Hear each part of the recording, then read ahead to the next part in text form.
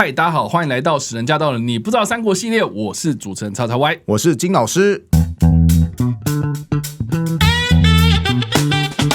好的，欢迎回到我们的节目。我们这一集的内容要来聊聊的是《三国》这个电视剧的第50集。在这一集的内容当中呢，我们看到的是张飞跟赵云他们成功夺下了零陵跟贵阳之后呢，关羽这个大将被派去要夺所谓的长沙就遇到了当地的守将黄忠这个人。那随着剧情的推演呢，后续我们也看到了三国另外一个非常重要的人物就是魏延。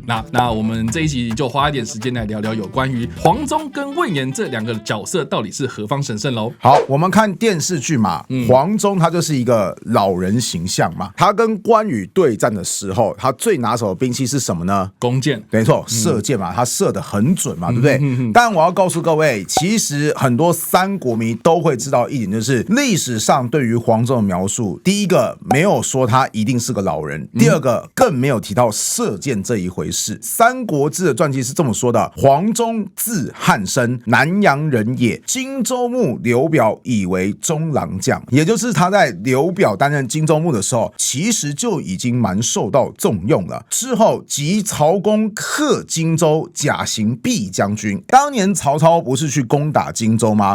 一度已经占领了荆州了。当然，他可能那个时候有些地方只是说，他投降了，并没有实际派兵去管理。但总之，黄忠当时其实可能也在投降的行列当中，所以曹操就觉得说，这个人算是荆州的名将吧，来给你个毕将军来做做吧，那后来的传记又提到，先主南定诸郡，中坠尾夷，随从入蜀。什么意思？后来刘备呢去攻打荆南这几个地区的时候呢，黄忠就选择投靠了刘备，之后更是成为刘备攻入西蜀的大将。说到这边，有没有提到射箭？完全没有啊，也没有提到年龄嘛，也是啊。所以什么射箭跟老人这两个设定，其实在正史当中完全不存在。那你要说射箭也就罢了，老人可能也只能从正史的其他资料当中稍微猜测为什么他可能被设定是个老人。这边就要提到《三国志》在关羽的传记当中，先主为汉中王，遣师拜关羽为前将军。什么意思？就是当时的刘备成为汉中王之后，就觉得说我要分封一些将领，就派了费师跑去告诉镇守荆州的关羽说，我封你为前将军哦。那与此同时呢，关羽就听到说，我是前将军哦，那个黄忠他变成后将军了，他就整个火大起来，就说大丈夫终不与老兵同列，我这样的英雄好汉怎么可以跟那个老兵同一个层级呢？这太让我生气了，所以一开始还不愿意接受这个前将军这个职务。那关羽会骂黄忠说这个就是个老兵，大概我们可以推测黄忠的年龄应该是比关羽还要略大一些些，或是大很多，所以后来小说才会安排他成为一个老人的形象。那这边又说到小说的话，其实大家有没有注意到一件事情，就是正史中的关羽，其实刚刚这样说下来，你觉得他对黄忠的感情怎么样？好像不是这么的和睦啊，因为两人实际相处的机会可能并不是很多嘛，所以关羽可能对于黄忠并不是那么的服气。可是在小说的设定，也是我们在电视剧看到，就是关羽他去攻打长沙郡，在长沙郡呢就遇到黄忠，两个人一开始还打了个旗鼓相当，关羽还震惊说年纪这么老，没想到这么厉害。那当然在小说当中，黄忠的马后来突然脚失前蹄，大概是体力不好吧，就导致黄忠突然就是也跟着一起摔倒，然后关羽就说我这个时候可以赢你，但胜之不武，你给我回去吧。黄忠就灰溜溜的回去了。那个时候韩玄还问他说你不是说你可以打败关羽吗？你怎么没有打败关羽呢？你是不是故意放水啊？然后黄忠就说没有啦，是那个马那个耐力太低了然后韩玄就说那我把一匹好马给你，你不是最会射箭吗？你干嘛跟他拼刀呢？你用箭去射他，对不对所以第二天关羽跟黄忠又再次发生单挑，而这个时候黄忠就怎么样，就拿起弓箭突然射了一箭，然后关羽就想说竟然放暗箭，于是拿刀一挡的时候发现箭没有飞过来呀，原来黄忠只是拉了一个空弦而已。接下来黄忠又拉了一次空弦，然后关羽就想说哎呀老家伙只会虚张声势，连箭都不会射。结果关羽才刚要一出动，突然一箭射过来，黄忠的箭有多准，直接把关羽帽子上面的一个小装饰品，就噗给射掉了。好，关羽就想说：天哪，好准啊！他能够射掉我帽子上面的装饰，要射我也是易如反掌。我知道了，他其实是因为我昨天放过他，他跟我之间已经有惺惺相惜、情不自禁的那样子的钦佩感啊！果然是个好汉。那关羽跟黄忠就透过这几次单挑，建立起所谓的情谊。但是你看，后来正史不是有提到说，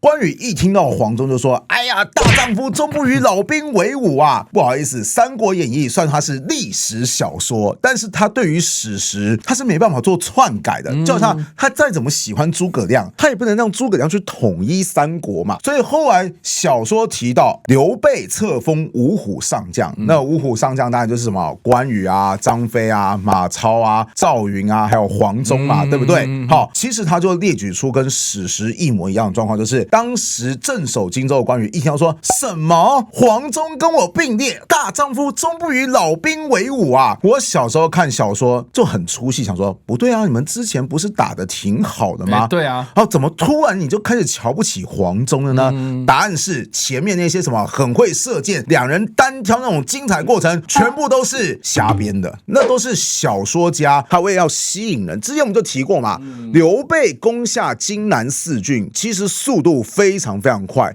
甚至可能过程当中都没有什么抵抗。观众不爱听这个嘛，对不对？所以就要帮他们制造一些效果啊。比方说张飞就突然遇到什么零陵上将邢道荣，还有赵云就遇到说什么这个是个猎户出身、善使飞叉的将领，后来烂得要死。其实小说一下就被挑掉了哈。对，那关羽呢，身为武圣，他当然要遇到一个厉害的，那就是所谓的黄忠，帮他安排两人对线哈。所以这边就看到说，小说虽然为我们提供很精彩的素材，但是其实这边这一段真的是，如果很仔细去研究小说它的脉络的话，很容易会觉得出戏就对了。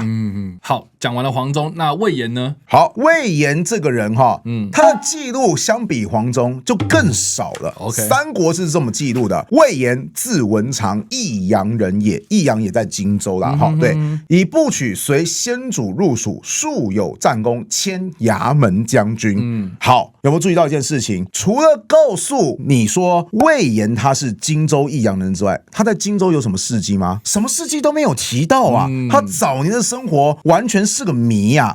所以我们今天所看到的电视剧又是《三国演义》的小说情节了。小说当中安排魏延第一次登场是在什么时候呢？是当时曹操攻打荆州，那刘备一开始想说新野小城守不住嘛，对不对？我应该南撤到襄阳，跟当时的刘表，当然他们那时候不知道刘表已经死了哈，是打算跟当时的刘表一起联合抵抗曹操。结果刘备抵达到了襄阳城的时候，却发现刘表过世了，然后继位的刘琮说：我已经投降曹操了，你不要笑想我要去拼命抵抗了哈。就在刘备觉得说啊你不够意思啊，你怎么不通知我一声，以及你干嘛不抵抗的时候，突然魏延就在城墙当中出现说：刘备是我们荆州的希望，我们应该跟刘备一起联合抵抗曹操才对啊。当然当时其实大部分荆州人士都已经觉得说啊对，我们就要随刘琮投降了，于是就骂魏延说：你这个小子哪有你说话的份。于是大家就开始围殴魏延，然后魏延本来是很想就是抵抗住大家的进攻，然后趁机把城门给打开。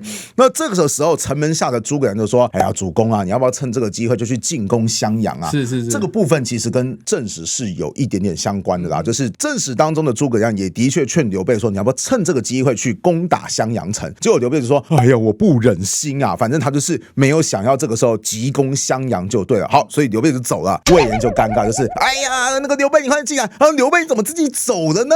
所以后来魏延没办法，只好自己冲破包围圈，这是他的第一次登场。第二次登场是什么时候呢？就是我们电视剧现在演到的关羽，他后来去攻打长沙，长沙太守韩玄就有2名大将，一个是黄忠，另外一个就是魏延。在小说的描述当中，就是后来韩玄看到说：哎呀你这个黄忠，你射箭没事不射他本人，去射他的帽子上面的小装饰品是在干什么？我知道了，你果然要搞背叛对不对？所以韩玄就决定说：来人啊，把这个黄忠给我拖出去杀了。黄忠没有想要反抗，反而这时候魏延他就冲出来说：我早就看你不爽很久了，啪就直接把韩玄给杀掉了。之后魏延自作主张说，我们长沙人应该怎么样？我们应该迎接刘备才对，他才是我们荆州未来的希望。哇塞，他真的是所谓的刘备迷弟，已经是第2次力挺刘备了。所以后来刘备的军队才能够顺利的接收长沙。那照道理讲，应该是大功一件才对啊。谁知道呢？诸葛亮一看到魏延，这个时候他就说什么呢？喝令刀斧手，推出斩之。哇！小说描述，玄德惊问孔明曰：“魏延乃有功无罪之人，军师何故欲杀之？”他没有错啊，你干嘛杀他呢？对他莫名其妙。对，好，孔明曰：“食其禄而杀其主，是不忠也；居其土而陷其地，是不义也。吾观魏延脑后有反骨，久后必反，故先斩之。”意思就是说，你看这个家伙领韩玄的薪水，却把他给杀了哈，这不忠嘛，对不对？他住在韩城的城池当中，最后却投降献出了城池，这是不义，不忠不义啊！他为什么不忠不义？那是因为我看他脑袋后面啊有一块反骨哈，我觉得这个人迟早是个祸患，现在就把他给杀掉吧哈！你听完之后感觉怎么样？这个其实描述的还蛮生动的啦，蛮生动哈，所以《三国演义》是个好看的小说。是，但是你从那个逻辑分析来看，就是完全没道理啊！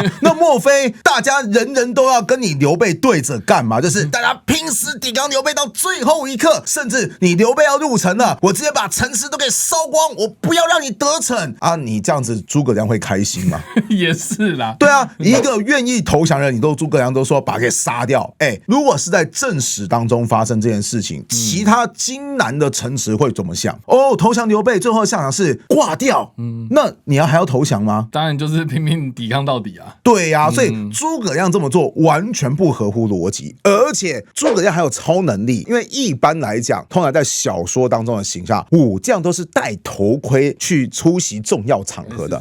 啊，你之前诸葛亮也没见过魏延啊，魏延又戴着头盔，你是怎么看到他脑袋后面长着反骨的？啊，你的眼睛是有 X 光透视能力，然后直接看到说，哦，头盔后面的后脑勺长得好奇怪哦，某扣零嘛，对不对？诸葛亮的这一串话完全不合乎常理，所以搞到最后，你也不能突破历史之壁嘛，就是那个魏延明明还没死嘛。我们刚刚《三国志》有看到，魏延他在荆州虽然没有提到他什么作为，但接下来就提到说，他后来是有陪伴刘备去攻打西川，也就是所谓的西蜀啦，就是刘璋的地盘啊，功劳还不小哦，所以累积功劳成为了衙门将军啊。顺带一提，魏延的前任衙门将军很有名，谁呢？赵云。你能够顶替赵云的位置，可见魏延的功劳，其实在攻打所谓的蜀地的时候，应该是颇有贡献的啦哈。他未来还要继续攻打西蜀啊，甚至还要成为就是诸葛亮时期蜀汉最重要的将领啊。那你不能让他这个时候小说就把他给刺死嘛，对不对？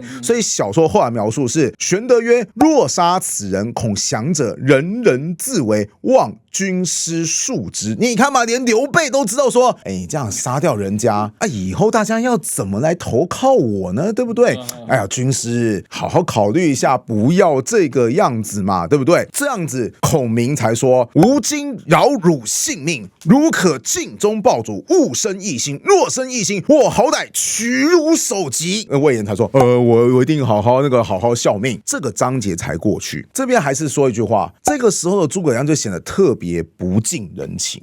当然，我觉得小说他为什么要做这个编排呢？那是因为魏延后来的下场，电视剧其实有演到不是很好。为什么呢？因为魏延后来追随诸葛亮去做北伐的动作，他可以算是诸葛亮众多将领当中威望最高、战功最卓著，同时性格也最倔强的一个人。倔强到什么地步呢？后来诸葛亮第5次北伐病重，那个时候诸葛亮就说：“啊，我这个病重啊，我看起来我快要不行了哈，我死后大军赶快撤回到蜀汉的内部里面去，就是不要再执行北伐了哈，起码这一次的北伐要宣告暂停，毕竟主帅都死，士气可能那个受到很大的波折嘛，对不对？那撤退工作应该要交给谁呢？就交给魏延。但如果魏延不肯执行殿后的工作的话，大军可以直接把他给抛弃，赶快撤回到蜀汉境内。诸葛亮为什么这么说？因为诸葛亮大概也是很明白魏延的个性。果然诸葛亮死后，军中还剩下的一些高级干部就开始聚集起来说：“哎呀，剩下丞相死了哈，我们应该怎么样呢？我们应该执行丞相的命令就是我们应该撤退了哈，这次北伐行动就这样子结束了吧？结果魏延就说：“等一下，北伐是国家大事啊，丞相死，尸体送回国内就好啦，军事行动怎么可以说停就停？我反而觉得大军这时候兵权应该给我来掌管，毕竟我是最能够打的将领嘛，对不对？我们要继续北伐。”其他人一听就说：“好，这个家伙不肯执行诸葛亮命令，是不是？不要忘记诸葛亮说过什么话，就抛弃他。”没错，所以大家就立刻就跑了哈。那魏延后来就发现，哎呀，大家既然跑了哈，你一跑我也跑，而且我还跑得比你快。于是魏延后来就抢先在蜀汉大军，因为人家是主力军队，人数多，行动速度比较慢嘛，对不对？魏延就抢先回到蜀汉的境内，甚至尝试烧掉那些交通要道。他有点像是说，我先回到蜀汉，赶快先掌握其他的兵权再说。那其他人当时都觉得说，你这魏延持续搞破坏，好吧？虽然说你功劳很高，威望很大，但这个时候如果再放任你不管的话，整个国家都危险了。所以大家最后算是一起联合针对魏延，所以魏延最后就被杀了，而且他也成为蜀汉建国历史上唯一一个被一灭三族的人，就是说不只是魏延死而已，魏延的家族也受到牵连，全部都被杀害，整个蜀汉只有他发生这件事情。所以有些人可能就觉得说，你魏延算是搞叛变嘛，对不对？对回到小说就会显得说，哇，诸葛亮真是神机妙算，第一次看到魏延就知道人家会搞叛变啊，树立起就是诸葛亮特别聪明的形象。这个时候我就要讲一下了哈，就是著名的文学家鲁迅，他就说过，我看《三国演义》中的诸葛亮，给予一个评价叫什么？多智而近妖，就是这个人在小说中的表现怎么这么的有智慧，有智慧到他根本不是人类吧，他是妖怪吧？仔细想想，很有道理。就是我刚刚讲的，你到底是怎么看穿头盔，看到人家后脑勺，第一次见面就说你以后一定会搞叛变。即便魏延在小说的前2次登场，都是以刘备迷弟，就是我们要迎接刘备，刘备才是荆州的希望，我爱刘备。结果诸葛亮这样说，去死啊，完全不合乎常理哈！听我这样子讲解完小说以及正史当中的差别，还有小说的一些编排之后，我还蛮想问叉叉 Y 说，你觉得就是这些小说的编排啊，以及跟正史当中时常会打架的部分啊，你是有什么样的看法嘞？当然啦，我们也一直都在强调说，如果要看正史的话，就是看《三国志》嘛。对，那《三国志》对魏延的描述这么少，就可以想象得到，当时陈寿的心里应该会想说，资料这么多，互相打架的话，那我就干脆精简化就好了。对，这也是陈寿的风格。对，我觉得这个就还蛮有道理嘛，就是说我们研究历史这么多了，我们就知道说，其实人有很多面向嘛。对，所以不同历史的史料站在不同的立场，对这个人的描述就会有不同的样貌浮现出来嘛。所以我是觉得啦，这个小说好看归好看呐，它有它精彩的那种文学艺术的表现。那如果回去看正史对魏延的描述，我自己是觉得这个人应该毁誉参半。OK， 也的确是啦哈。之后我们还会有再提到魏延的一些章节。的确，魏延这个人他争议性很大，尤其我相信很多观众，如果你是三国迷的话，一定就会敲完一件事情说，你提魏延，你就要提什么子午谷奇谋啊！现在我们还停留在刘备在荆州这个环节，我们没办法继续曝光下去，这样我们就是爆雷了哈。对，之后章节一定还会让魏延再次登场。好，以上就是我们今天的节目啦。我们简单介绍了有关于黄忠跟魏延这2个人来历，不知道大家在听完我们的故事之后什么样的想法，欢迎在留言区留言，我们来跟你做互动跟讨论哦。你不知道三国系列，我们下次再见，大家拜拜，拜拜。